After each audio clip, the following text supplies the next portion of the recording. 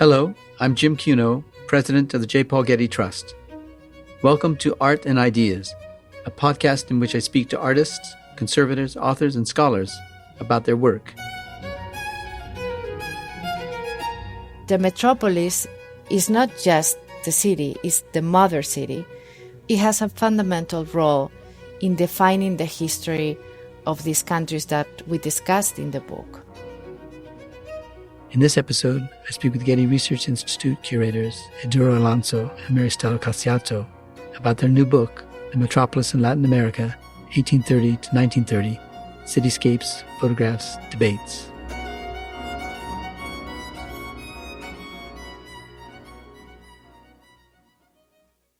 The Metropolis in Latin America, 1830 to 1930, a 2017 exhibition that has been expanded into a publication, examines the transformations that occurred in 6 capital cities in Latin America that were main centers of urban expansion over the turn of the 20th century. On the occasion of its publication, I spoke about the book with its editors, Idurre Alonso and Maristella Casciato, respectively Associate Curator of Latin American Collections and Senior Curator and Head of Architectural Collections at the Getty Research Institute. Thanks so much, Idurre and Maristella, for speaking with me today. Your book foregrounds a couple of large and important concepts in the title and introduction. The Metropolis in Latin America, 1830 to 1930. Why the Metropolis in Latin America?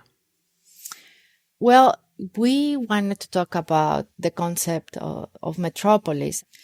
Pacific Standard Time, Los Angeles, Latin America was a very large initiative that was put together by the Getty, in which institutions in Southern California were invited to generate exhibitions about Latin American art. And so when I arrived to the Getty Research Institute in 2015, the spot for the GRI's Pacific Standard Time exhibition was open, and I was asked to put together something. And I already had the idea of this exhibition because I had the opportunity to go through the collections because I was looking for photographs that depicted the main cities, the main capital cities in Latin America. So I had the idea of this exhibition, and then I was lucky enough to have Maristella arriving to the GRI basically at the same time that I arrived. And so since she's a specialist on architecture and I'm a specialist on Latin American art, we decided to work together in this project. And that is how the whole thing started. And when we think about metropolis and how we define it today, we think about this very large and densely populated city.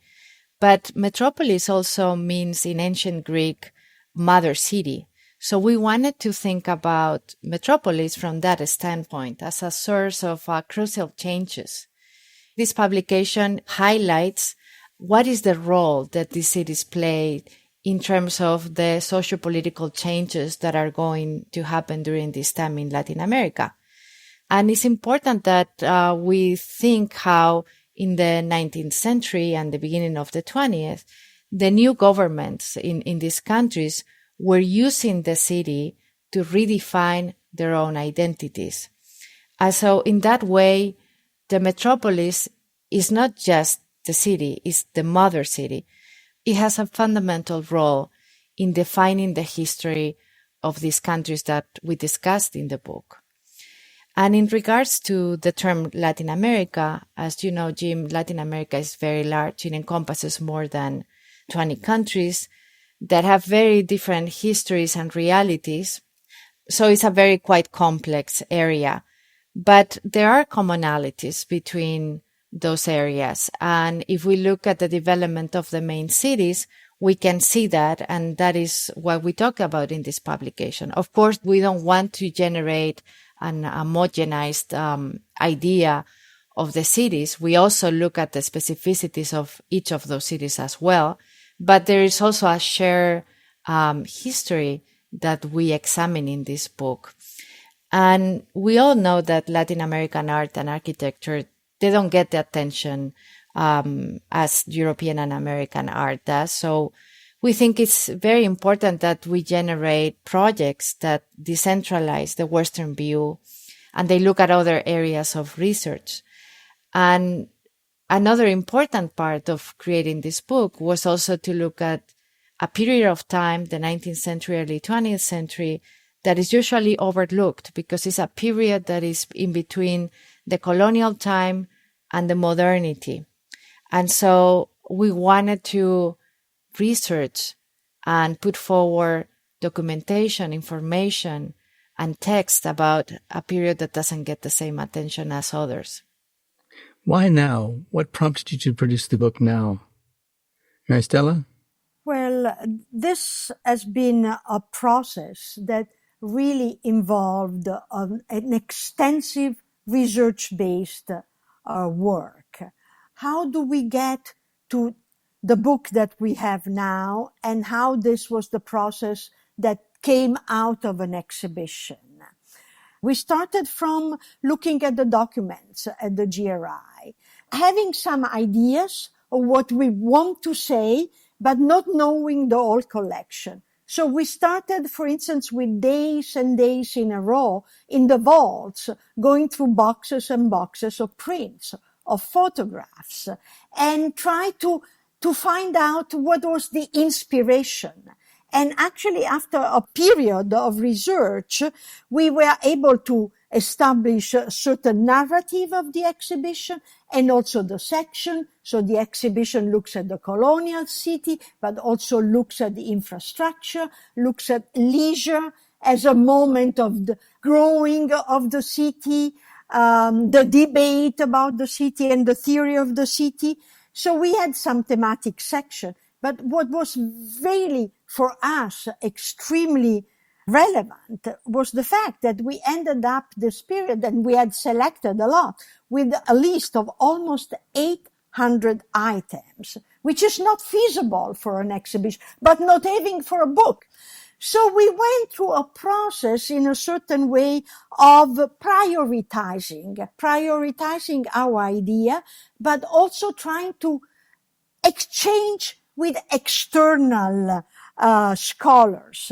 So that's the moment when we created a kind of, we called a curatorial committee, that we decided to invite scholars, 3 scholars, one coming from Venezuela, one was at the end of his PhD project in the US, but from Mexico. The other is an art historian on the colonial period. They came and looked at all this material, original material, with it, and helped to really go to the essence of the topics and to select the most evocative and telling objects. Then at that point, there was no time for the book, because we also immediately understood that we had to investigate a very wide phenomenon. And we had to do this from an interdisciplinary point of view. So there was no way to just collect essays, but the way was to consider the book not as a catalog of the exhibition, but as a reference book for educational purposes, for opening paths for new research. And the 3 scholars that we invited, they also became authors, of course, of the book, but we also invited other authors from Latin America. We have women scholars. And I think that this is an incredible collection of knowledge that approaches the topic from different perspectives. We've also worked on a very extensive and contemporary bibliography. We selected books from 1970 to 2020, so a large span. And last but not least, we created 6 albums where we gathered together the original documents presented in the exhibition. The largest majority were never published before. So to give a new view to what was the collection and what was our aim and the goal of the exhibition and now the book. You include the large landmass and political entities like Argentina, of course, and Brazil and Mexico, but also the much smaller island of Cuba with its capital city, Havana. what criteria did you use for including a particular country or city in your study? So the selection of the cities was based on the importance of the urban developments of each of those cities during this period. And even though Cuba may seem like a small country compared to Mexico or Brazil, for example, Havana was a very important city in terms of the urban development during this period. Because Cuba didn't go through the struggles of independence war, Havana went through a very early demographic and urban expansion if we compare to what happened in other capital cities. So by the 1830s, it was already being changed. And this is something that is going to happen later on in other capital cities. We're talking about mostly 1860s to the 80s. But there is a governor in Havana called Miguel Tacón, who introduced important changes in the city, as I said, already by the 1830s, with new avenues, a new theater, transportation system. So we can look at Havana as an early case study of some of the main changes that are going to happen in other capital cities later on. Well, let's get a sense of the size and scale of the cities and how they developed over time. Buenos Aires grew from a population of 60,000 in 1830 to 2 million 100 years later, and Rio from 125,000 people in 1830 to almost 1.5 million, but Lima only from 58,000 to 374 over the same period of time. What made some cities develop so rapidly into such great metropolises and others less so? So we have to think that Lima and Mexico City were the most important cities of the Spanish viceroyalty during the colonial period. So they were already very important cities during the colonial time. And so when the process of independence happens in Latin America, that changes and alters the whole scenario, and it opens up the path for new economic relations between the countries away from this control of Spain and Portugal. And what happens with this is that there is a rapid economic development in certain cities, specifically in Buenos Aires and Rio de Janeiro. And that is why they grow so fast. And there is a need for workers during this time because of this development of industry. And so there is also a massive arrival of European immigrants to these emerging cities, something that is especially important in the case of Buenos Aires. And just to give you an example of how massive this growth is, in a matter of 40 years between 1850 and 1890, Buenos Aires goes from 800,000 inhabitants to more than 3 million. So it triples. And then from those 3 million, more than half were immigrants from Italy and Spain. So we have to also understand where these people are coming from. It's going to be also important to understand then what is going to happen in terms of the rethinking of the identity later on. And Maristella, what made the decades between 1830 and 1930, which is the topic of your book, the parameters of your book, what made them so important in the history of Latin America? So the two issues at stake when we started were the end of the colonial power and the struggle for independence. Now, the book opens with a chapter on the colonial city. So we need to understand that for quite a long time, dated the early 16th century, the Portuguese power and the Spanish power were ruling the Americas, from Central America to the South. And the Spanish also founded Santo Domingo, for instance, in the island of Hispaniola in 1502. So this is the past.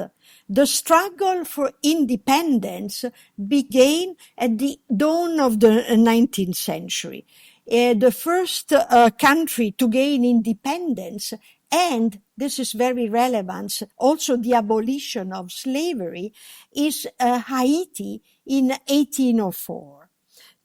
Basically, by 1830, independence was the common ground of the new republican order in Latin America. So this explains the beginning of the time frame.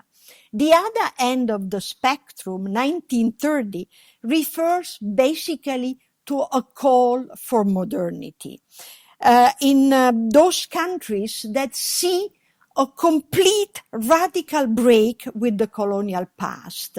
So what they do, they look at the exchange with Europe, and from Europe and the presence of European architects, what emerges around 1930 or the end of the 20s is the new modernist culture that is directly intertwined with the new modern architecture idiom. So this is like the spectrum tells you exactly that this century actually is when the city goes from a colonial past to independent to really the beginning of a new modernity. So that's a kind of political answer to the question, and perhaps a kind of contextualization in terms of politics. But what about topography and access to natural resources like rivers and the sea? How important were they in the development of the metropolis of Latin America?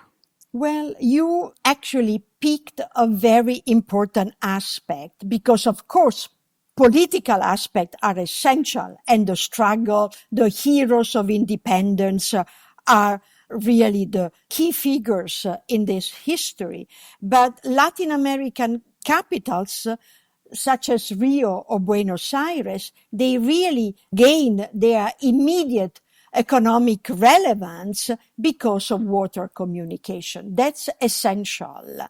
The increasing of harbors, values, and waterways made the big difference. Think about Buenos Aires and facing the major river, Rio de la Plata, and also having a vis-a-vis in a certain way with Montevideo on the other side. This creates a very interesting context. There are major cities that are not on a river or have access to the sea. In this case, the strategy was always to build or to create a port that could support the capital cities. And there are several examples which are extremely interesting in terms of planning. And the example could be, Veracruz as the port, the most important port for the commerce of Mexico City, or the case of Santos for Sao Paulo in Brazil. Santos became the major port of commerce of the coffee industry. Or even in a totally different condition, Valparaiso, the port of Santiago del Chile. In this case, those ports are not even close to the city, but they, through the infrastructure, create a close connection. And I also want to refer again to Havana. The city has a major relevance for all the Caribbean region. But it was built already by the Spanish with the whole city walls as a defense infrastructure. So you see, you have different role of the access to water and transportation. And when large infrastructural projects like bridges, railways, aqueducts, also sewage systems were created, they became important tools for connecting the capitals to the rest of the country. So you see, there are aspects political that we discussed initially, but then infrastructure becomes really the motor for the growing of the new capitals. Perhaps, Idurre, you could answer this question. What is it about infrastructures that helped to develop the metropolis, and how do we define infrastructures? Well, I think, as Maristella was explaining, you have, on one hand, the access to the sea and the ports as an important infrastructure that is being developed during this time. But then another very important aspect of infrastructure is going to be the building of the train system is going to be developed during this time. And that is going to allow to move commercial goods from rural areas into the city, from the city to the ports, and also moving people, of course. And then part of infrastructure is also going to be building bridges. The connection by train from Mexico City to Veracruz, for example, which is quite far away, is going to allow to develop these very important bridges like the Metlac Bridge. And that is something that is in the book. You can see it in different photographs. And then you have the internal infrastructure of their own cities with transportation systems that are going to be developed, like the trams, for example, is something of this period. What foreign cities served as models for the cities in Latin America? The first model that we need to refer is the model that it's coming with the Spanish. So it's basically the model of a grid of blocks, a perpendicular grid of blocks around a main plaza. The main plaza is where you have the location of the cathedral, of course, so the religious power, but also the town hall and, of course, the market, with the goods arriving and moving through the city. So there is this very, very clear model of what is called the quadricola spagnola, so the Spanish grid, which is referring to the old Roman grid of the original city.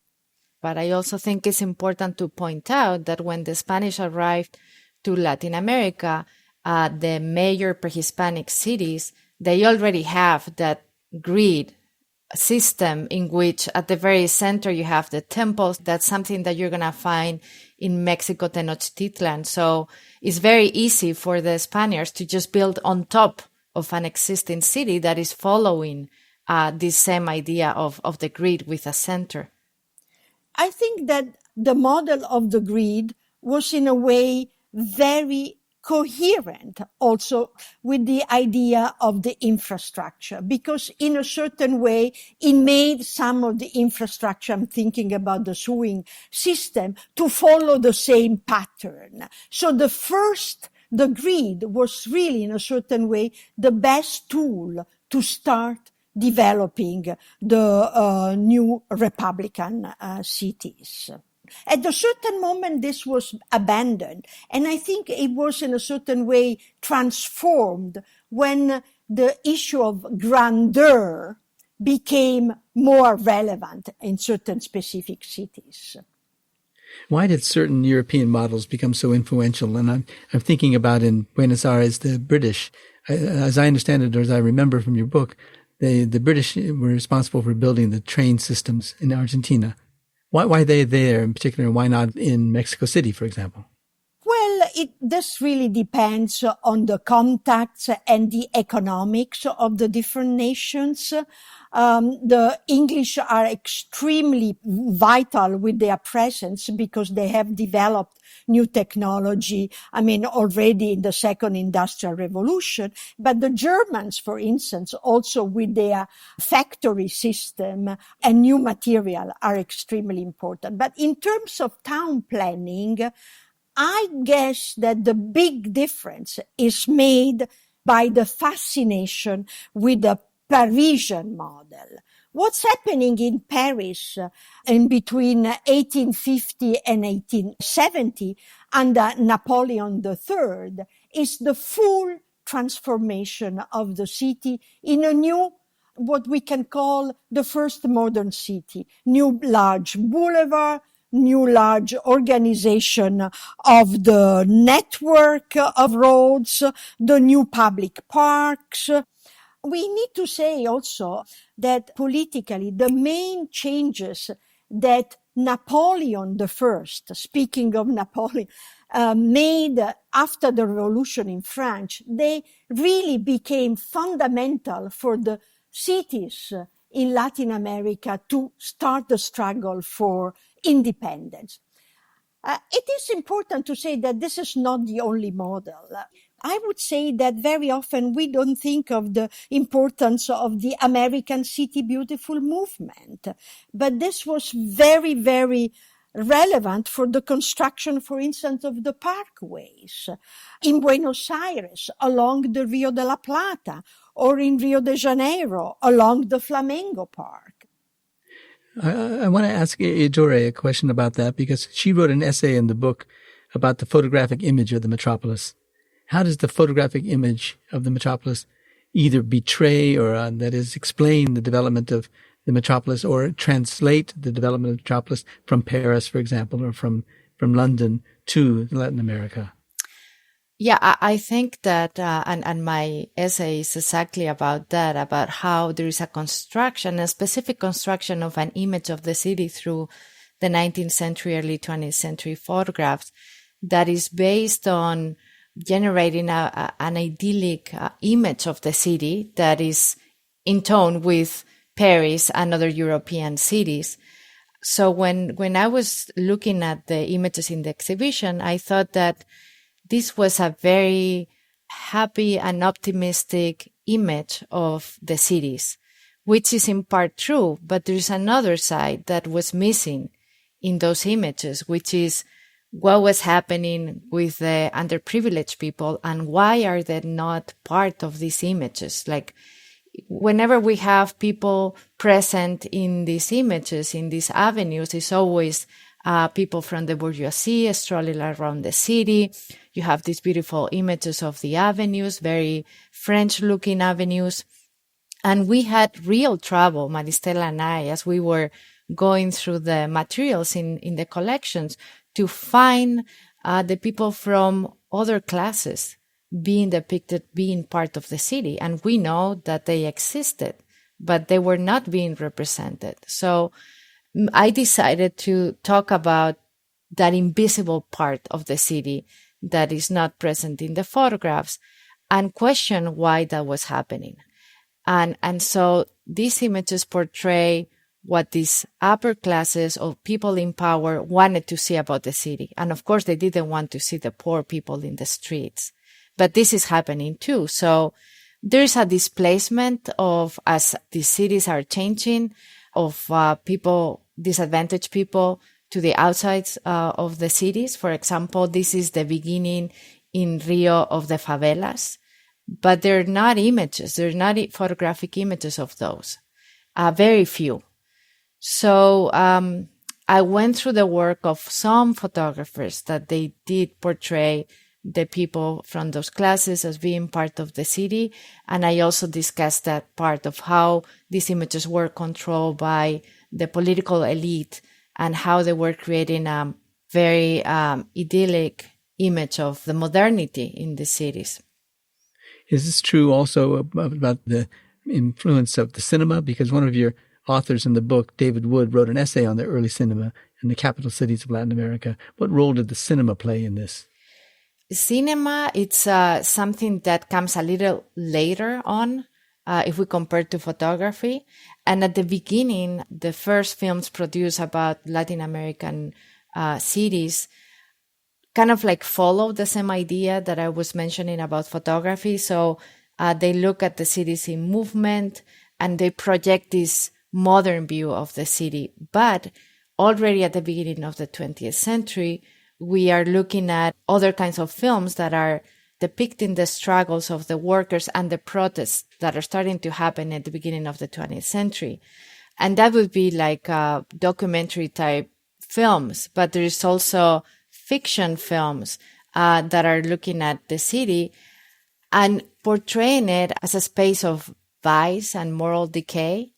And so it is very common to see this dichotomy between the rural areas of a country as a symbol of the noble characters, and then the city as a place for struggle and violence and deception.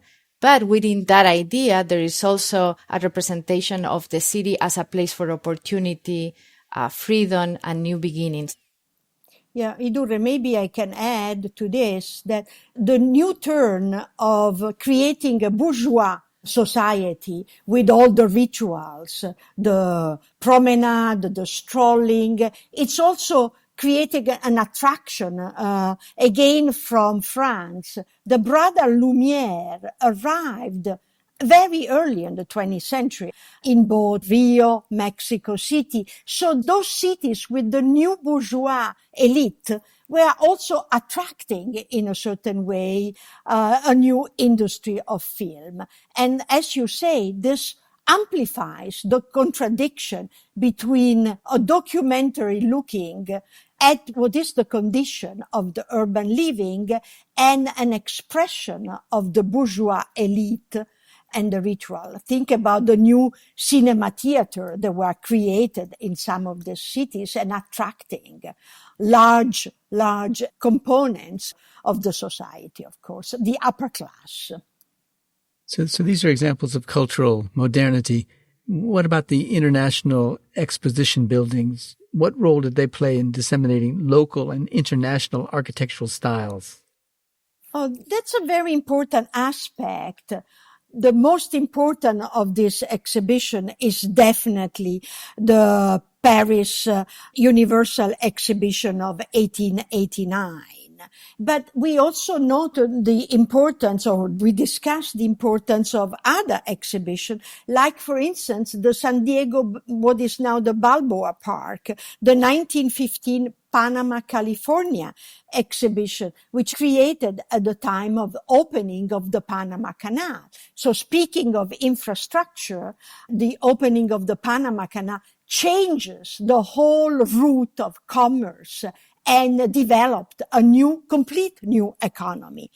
In terms of the exhibition, the Paris Universal Exhibition of 1889 was extremely important because attracted politicians and industrialists from Latin America, and the fair showcased the new Latin American countries through the commission of new modern pavilions.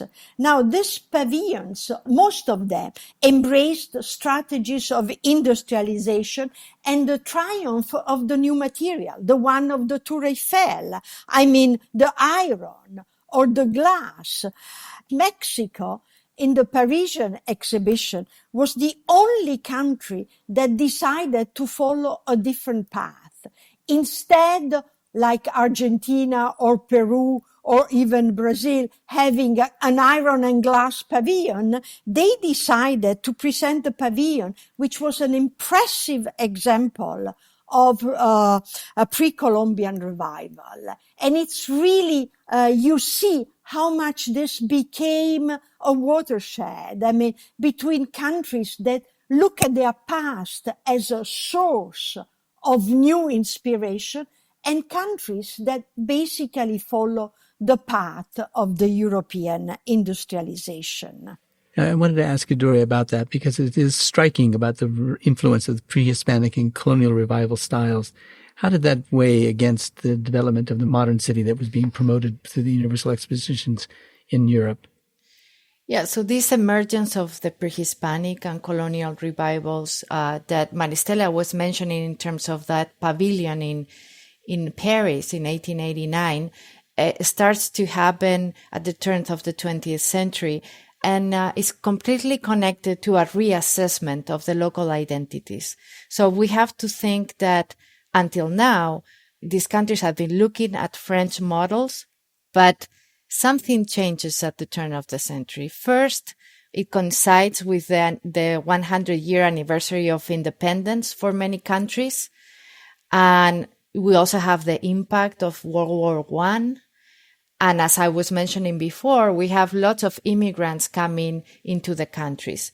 So this makes people start to think about what is our own national identity and what should be those models that we should follow. And, there's a group of architects and intellectuals that are talking about these issues, people like Ricardo Rojas and Martín Noel and Ángel Guido in Argentina, but also Manuel Amabilis and Piqueras Cotolí, one in Mexico, the other one in Peru. So there is a group of intellectuals that are discussing this, and they're thinking that the French model is a model that has nothing to do with the Latin American identity.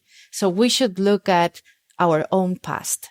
And what is in our own past? that is the colonial past, and there is the pre-Hispanic past. And that's how these new revivals start to happen. And of course, this is not just a debate that is happening in architecture. This is something that is also happening in art. So we have artists that are completely against emulating European trends, and they're thinking about generating a vernacular idiom. And just think about someone like Joaquín Torres Garcia, for example, who is looking at pre-Hispanic art, combining it with modern European styles, or someone like David Alfaro Siqueiros, just to give you two examples. Another thing that is very interesting about this revival is that it also happens in Southern California. And that is the reason why we have Los Angeles as part of this research and part of the book. Well, why do you end your book in 1930? Is it the economic collapse? Is that enough to bring an end to the development of the art and architecture of the modern era? Well, I think that, of course, the economic collapse also has an impact in Latin America, but it has to do with the fact that we now, when we reach 1930, we're getting into another type of style and language in architecture that is more towards the modern. And that is why we decided to end that. Maristella, maybe you can add something because your essay talks about that. Well, yes. And also we need to say that around the 20s, the early 20s, more and more people from Latin America started studying in Europe, and also new programs in architecture were created in Latin America. So basically, you need to reconsider your whole architecture idiom, your culture, and the end of the 20s is really the moment where this break becomes very relevant. So, in a certain way, the old generation had made all the efforts to rediscuss origin, identities, languages in architecture, but now new schools, new authors, new young people can have their own proper development. In a certain way, when I decided to discuss, the role of architecture, basically urban planning and landscape planning, because those are the two poles that attract Europeans to Latin America, I understood that those people were instrumental to create, in a certain way, new conditions that lasted much longer and entered into the 40s and then after World War II.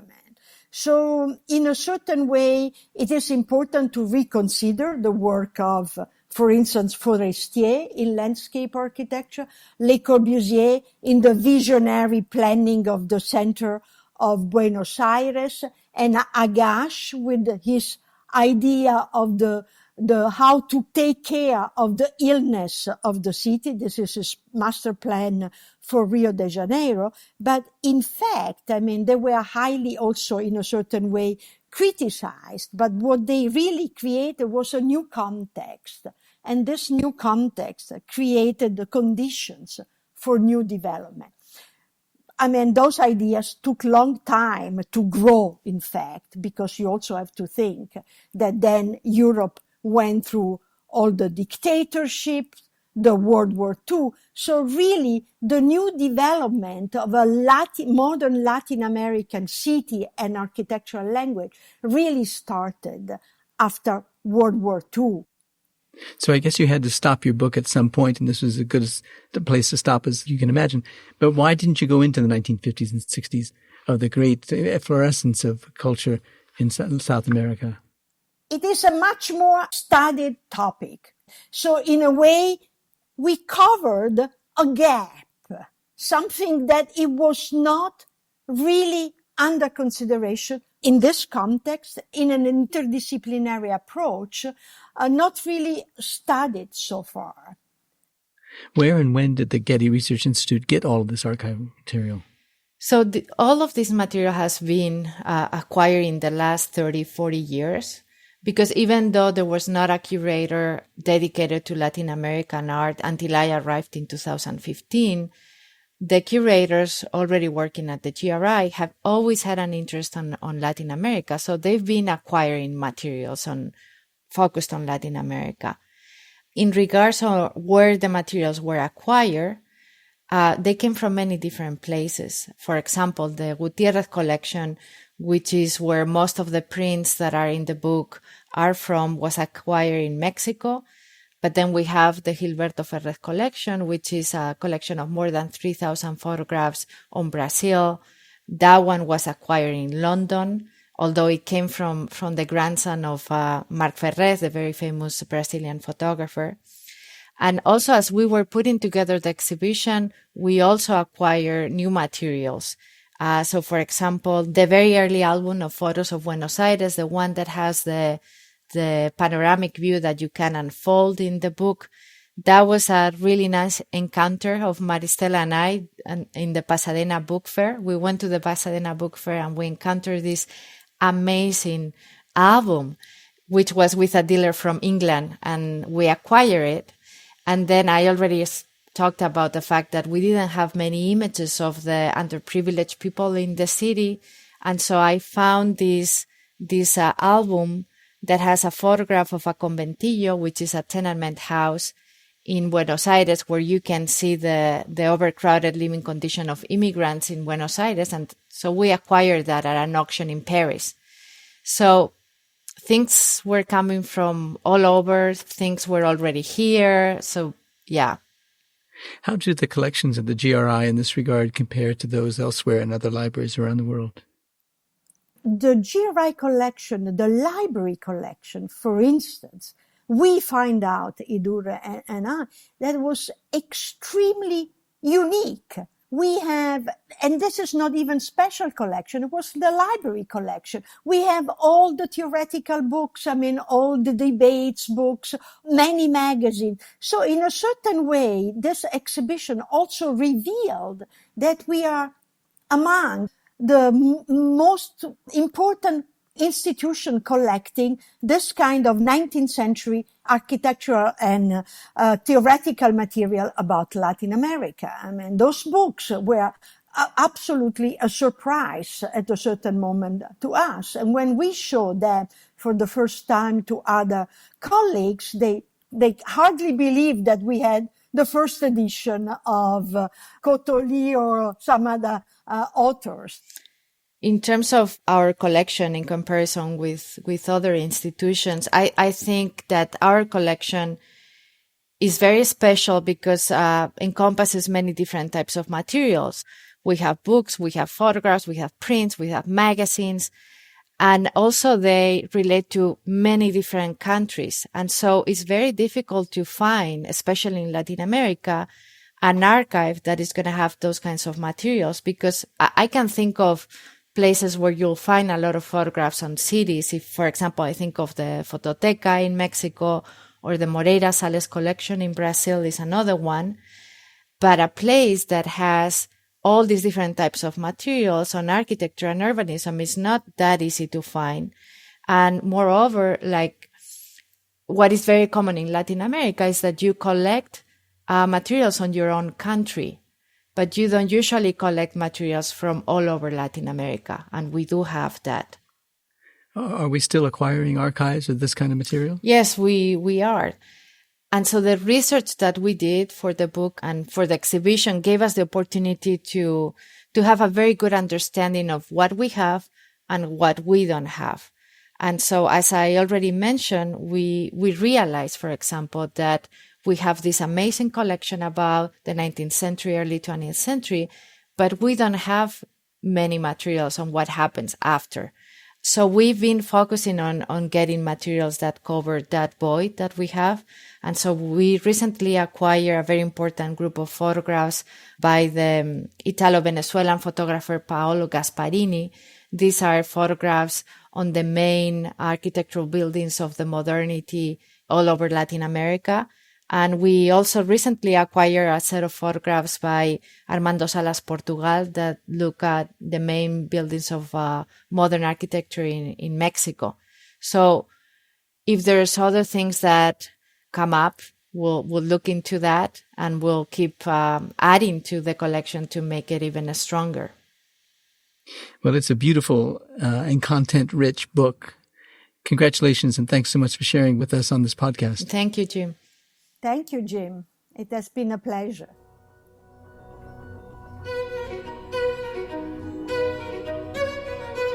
This episode was produced by Zoe Goldman, with audio production by Gideon Brower and mixing by Mike Dodge-Weisskopf. Our theme music comes from the Dharma at Big Sur, composed by John Adams for the opening of the Walt Disney Concert Hall in Los Angeles in 2003. It is licensed with permission from Hendon Music. Look for new episodes of Arts and Ideas every other Wednesday. Subscribe on Apple Podcasts, Spotify, and other podcast platforms. For photos, transcripts, and more resources, visit getty.edu/podcasts, or if you have a question or an idea for an upcoming episode, write to us at podcasts@getty.edu. Thanks for listening.